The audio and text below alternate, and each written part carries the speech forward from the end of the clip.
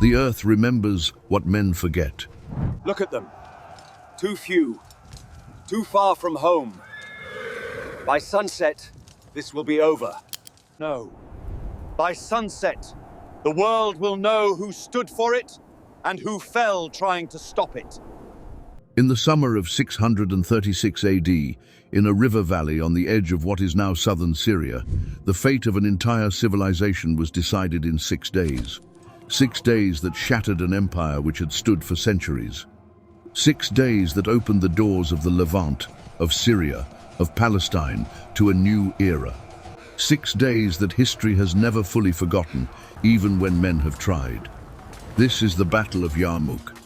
And if you have ever wondered how a force of believers, outnumbered, exhausted, and far from home, could bring the greatest military power of their age to its knees, then stay with us.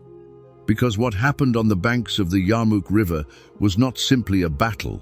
It was a testament to something that no army, no emperor, and no amount of gold could manufacture.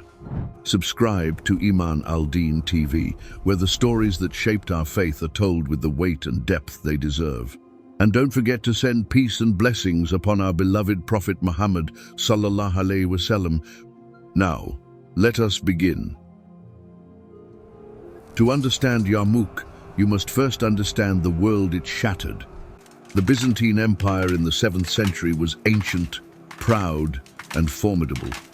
It was the eastern continuation of Rome, the civilization that had built roads across continents, that had codified law, that had stood as a wall between the known world and chaos for generations.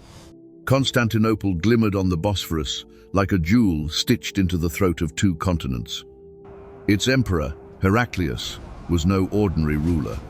He had, just years before, achieved one of the greatest military comebacks in history, defeating the Sassanid Persian Empire after decades of devastating war, reclaiming the true cross, returning it to Jerusalem in triumph. The world watched Heraclius and saw a man touched by destiny. But empires, like men, can be undone by their own exhaustion. The wars against Persia had bled Byzantium. Its treasury was strained. Its armies were tired. And its people, particularly in Syria and Palestine, were restless under heavy taxation and religious persecution.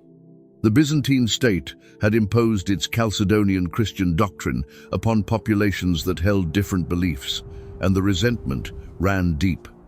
Into this fractured world came something the Byzantines had not anticipated.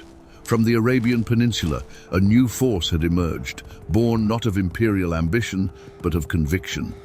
The early Muslim armies, carrying the message of Islam under the banner of the rightly guided caliphs, had begun moving northward. Under Caliph Abu Bakr, radiallahu anhu, and then Caliph Umar ibn al-Khattab, radiallahu anhu, the Muslim forces had advanced into the Fertile Crescent with remarkable speed. City after city had fallen, not always through violence, but often through the exhaustion of resistance and, in many cases, the quiet relief of populations tired of Byzantine rule. By 636 AD, Heraclius had seen enough. He could no longer absorb these losses. He gathered one of the largest armies the Eastern Mediterranean had seen in years.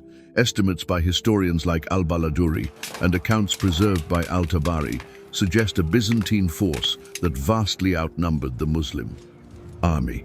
Some classical sources place Byzantine numbers in the range of 100,000 or more, while the Muslim force numbered somewhere between 25 and 40,000.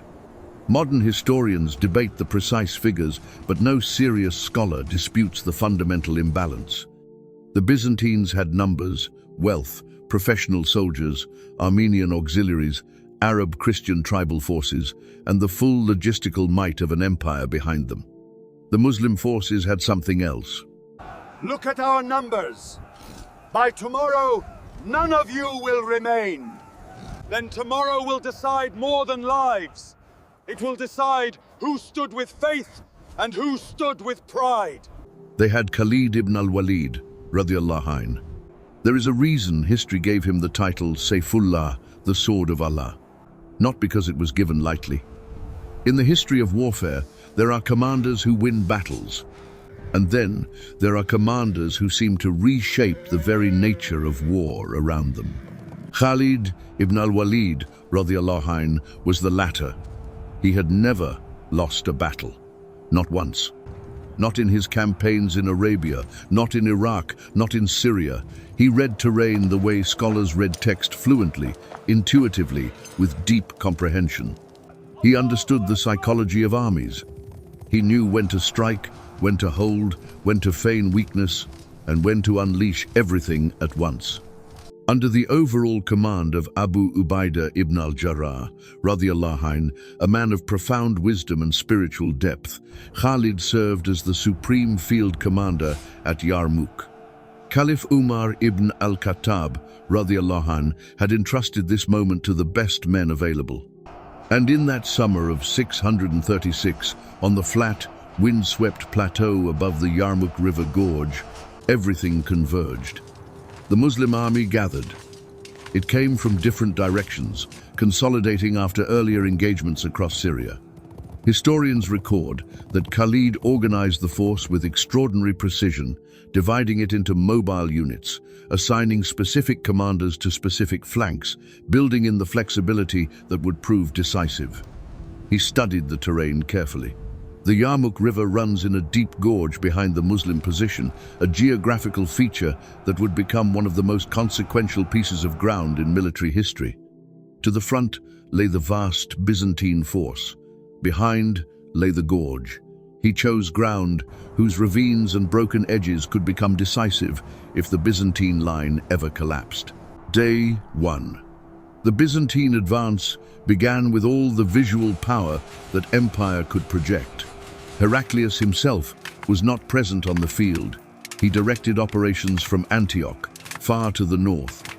But his commanders were there, and his soldiers were arrayed in numbers that must have made the earth tremble beneath them. Across the open plateau, the glint of Byzantine armor and the movement of thousands upon thousands of men stretched toward the horizon. The Muslim forces held their ground. What the Byzantine commanders perhaps did not fully account for was the internal composition of the army opposite them. These were not merely soldiers. Many of them were companions of the Prophet, sallallahu alaihi wasallam, or men who had trained and fought beside them. Their conviction was not abstract. It was lived, personal, and absolute. And Khalid had organized them not simply into a battle line, but into a formation of deep reserves and mobile strike forces, an arrangement that allowed him to reinforce threatened positions with speed that confounded Byzantine commanders accustomed to slower, more rigid engagements. The first day produced fighting that was fierce but inconclusive. The Byzantines pushed hard. The Muslim lines bent in places, absorbed the pressure, and held. According to accounts preserved in the Islamic historical tradition, the women of the Muslim camp, wives and daughters who had accompanied the army, played a remarkable role during moments of pressure on these early days. When men wavered at any point and moved toward the rear, they were met not with silence, but with fierce rebuke, urging them back to the fight. This detail, recorded in historical sources, is not decoration. It speaks to the total nature of the commitment that this was not merely a military expedition, but a community standing together. Night fell. The two armies drew back. The plateau was silent except for the wind. Day 2. Heraclius's commanders knew they needed a breakthrough. The sheer weight of numbers should have been decisive. On the second day, they increased the pressure on the Muslim flanks, a strategy designed to envelop the smaller force and crush it. The right flank of the Muslim army faced severe pressure. There were moments of genuine crisis. Khalid watched. He managed the battlefield like a conductor, with an orchestra moving cavalry reserves to threatened points, reading the Byzantine rhythm, anticipating where the next blow would fall. The concept of a mobile reserve held behind the main line, ready to plug gaps or exploit opportunities, was a hallmark of Khalid's command philosophy, and at Yarmouk it was tested to its limits. The fighting on day 2 was brutal. The accounts speak of heavy casualties on both sides. But the Muslim lines, though tested, did not break. And in the evenings, the Muslim soldiers prayed. They gathered in the dust of the plateau, in the fading light, and they stood before their Lord. This rhythm of combat and prayer, of violence and devotion, was not contradiction. It was the very center of who they were. Day 3. By now, the Byzantines were beginning to feel something unexpected frustration. A force this size, with this much advantage, should have produced a result. It had not. The Muslim army was still there, still fighting, still coherent. On the third day, the Byzantines attempted to use their numerical advantage more aggressively, pushing on multiple fronts simultaneously to stretch Khalid's reserves thin. It was a sound strategy. In theory, there were simply not enough Muslim soldiers to be everywhere at once. But Khalid's command instinct was extraordinary. He moved personally across the battlefield, appearing at crisis points, reorganizing units, directing cavalry with a precision that left Byzantine commanders struggling to predict where the next counter would come from. The sources describe him as seemingly omnipresent, on these days of fighting, a figure of relentless energy, of absolute focus. Ibn Kathir and Al-Tabari both preserve accounts of the extraordinary endurance of the Muslim soldiers during this extended engagement. Men fighting for days in summer heat, under constant pressure, maintaining discipline and cohesion. This was not ordinary soldiering.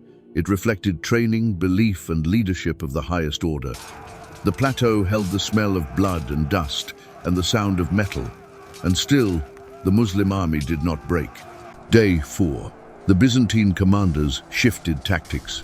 Rather than broad front pressure, they attempted to concentrate force in a specific area to punch through the Muslim line at a single point, split the army, and collapse it from the inside. This was a serious threat.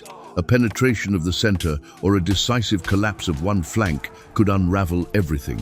It nearly worked.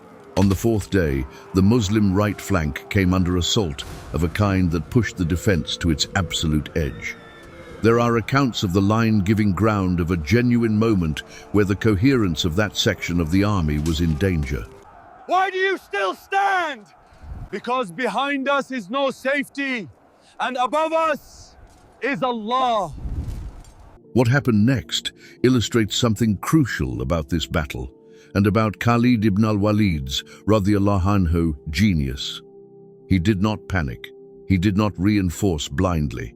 He read the situation, calculated the Byzantine commitment to this, thrust the forces they had committed, the gap they had created in their own lines, by concentrating there, and he responded not merely defensively, but with a counter that began turning the fourth day from a crisis into an opportunity. The cavalry. This was always Khalid's decisive instrument. He had organized his horsemen into a structure that allowed rapid, concentrated deployment, and when the moment came on day 4, he used them with lethal precision. The Byzantine thrust was blunted. The Muslim line, staggered but not broken, held, and the Byzantine forces that had committed so heavily to the assault found themselves overextended. Night came again. The Yarmouk River murmured in its gorge. Day 5. Something was shifting in the Byzantine camp. The cumulative weight of 4 days of fighting without a decisive result against an army they had every reason to expect to overwhelm was doing something to morale. The accounts in the Islamic historical tradition, as well as hints preserved in later Byzantine adjacent sources, suggest that tension between the various components of the Byzantine force, the imperial troops, the Armenian auxiliaries, the Arab Christian tribal forces under Jabala ibn al-Ayham, was increasing. Khalid understood this. Part of his genius was not merely tactical but psychological. He could read not just the battlefield but the human situation beneath the military surface. He knew that an alliance army, under pressure with different motivations and different loyalties, was fragile in ways that a unified force was not. On day 5, the fighting continued with the same ferocity, but now there was a quality of desperation beginning to enter the Byzantine effort. They needed a result. The Muslim army was still there. It was still fighting. It was still coherent. Every day it survived was, in a sense, a Byzantine defeat. The accounts speak of remarkable individual acts of courage during these days, not the invented heroics of legend, but the quieter, documented bravery of men who stood at positions that should not have held, who held them anyway, who understood in the deepest possible way what they were fighting for. There is a narration preserved in the historical sources about some of the companions who were present at Yarmouk, men who had walked with the Prophet, sallallahu alaihi wasallam, in Medina, who had prayed behind him, who had heard his voice. These men were fighting now on the edge of a gorge in Syria, years after his passing, and the memory of that proximity of what they had been given and what they were called to carry forward was alive in them in a way that no external force could extinguish. This was the difference that no Byzantine general could account for in his calculations. Day 6, the final day. Khalid ibn al-Walid, radiyallahu anh, had been building toward this moment. The 6 days of fighting had done their work, not just in holding the line, but in exhausting the Byzantine will, degrading their cohesion, opening fissures in their command structure, and positioning the Muslim cavalry for what was about to happen. What Khalid executed on the 6th day has long drawn the attention of historians of war. He coordinated a simultaneous assault on multiple Byzantine positions while unleashing his cavalry, which he had reconstituted and held in readiness in a sweeping envelopment of the Byzantine flanks. The goal was not simply to defeat the Byzantine army, but to drive it. And he drove it toward the only place it could go, toward the gorge. The Yarmouk River runs in a ravine of significant depth, a natural drop, in places sheer, that offered no passage and no mercy. Khalid had chosen his ground at the start of this battle, knowing that this gorge lay behind the Byzantine position. If the Byzantine army ever broke and ran northward, it would run into the gorge. When the 6th day's assault hit the Byzantine force, and when the combination of cavalry envelopment, front pressure, and the psychological collapse of days of failed effort finally shattered Byzantine cohesion, the army did not have an organized retreat. It had a rout. Hold the line! They are finished! No! This is the hour your empire begins to fall. Units broke, men ran, and the direction they ran was toward the ravine. The losses were catastrophic. Al-Baladuri, in his Futu al-Buldan, records figures that reflect the scale of the Byzantine collapse. Tens of thousands of Byzantine soldiers were killed or driven into the gorge. The army that Heraclius had assembled with such effort, at such cost, ceased to exist as a fighting force in a matter of hours. The plateau fell silent. When Heraclius received word of what had happened at Yarmouk, he is reported in the historical sources to have looked out from a vantage point toward Syria, toward the land that his empire had held for centuries, and to have spoken farewell to it. The exact words attributed to him vary across sources, and historians rightly treat such attributed speeches with care. But the sentiment they convey is almost certainly real, the understanding that what had just happened was not merely a military defeat, it was the end of an era. Syria would not return to Byzantine hands, nor would Palestine, nor would Egypt, which fell in the years that followed. The wave that Yarmouk set in motion swept across an enormous arc of the known world, changing the political, cultural, religious, and linguistic landscape of civilization in ways that are still visible today. 14 centuries later, cities that had been Greek-speaking and Byzantine for 300 years became Arabic-speaking Muslim cities. Populations that had suffered under religious persecution found new relationships with their rulers. Islamic historical tradition preserves a famous account that Umar ibn al-Khattab radiyallahu anh declined to pray inside the Church of the Holy Sepulchre, fearing that later Muslims might claim it as a mosque. That act of deliberate restraint, by a man whose army had just conquered the world's holiest city, says something about the civilization that Yarmouk unleashed upon the stage of history. What do we take from 6 days on a plateau in Syria? History is not simply the movement of armies and the rise and fall of empires. History is the record of what human beings are capable of when they believe, truly believe, in something greater than themselves. The soldiers who fought at Yarmouk were not superhuman. They were tired and hungry and far from home. They faced an enemy that outnumbered them significantly. By every material calculation, they should have lost. But Khalid ibn al-Walid, radiyallahu anh, had built an army that could not be beaten by numbers alone. And the men within that army carried something that no emperor could requisition and no treasury could fund. They carried the certainty that what they were doing mattered in this world and in the next. The Battle of Yarmouk is not simply a military story. It is a story about what becomes possible when strategy meets conviction, when discipline meets faith, when leadership meets the weight of history and does not blink. 1400 years have passed since those 6 days. The plateau is quiet now. The Yarmouk River still runs in its gorge. The wind still crosses the open ground where armies stood and men died and the world changed forever. But the story lives. And as long as it is told with honesty, with depth, with the reverence it deserves, something of what those men carried will continue to move through time. The history of Islam is vast and deep and full of stories like this one, stories that illuminate not just the past, but the present, stories that remind us of who we come from and what we are capable of. If this telling moved you, if it made you think or feel or wonder, then you are exactly who Iman al-Din TV exists for. Like this video, share it with someone who needs to hear it, and subscribe to Iman al-Din TV because the past is not behind us. It is alive, and it is speaking, and there is still so much left to tell. Until next time, Assalamu alaikum wa rahmatullahi wa barakatuh.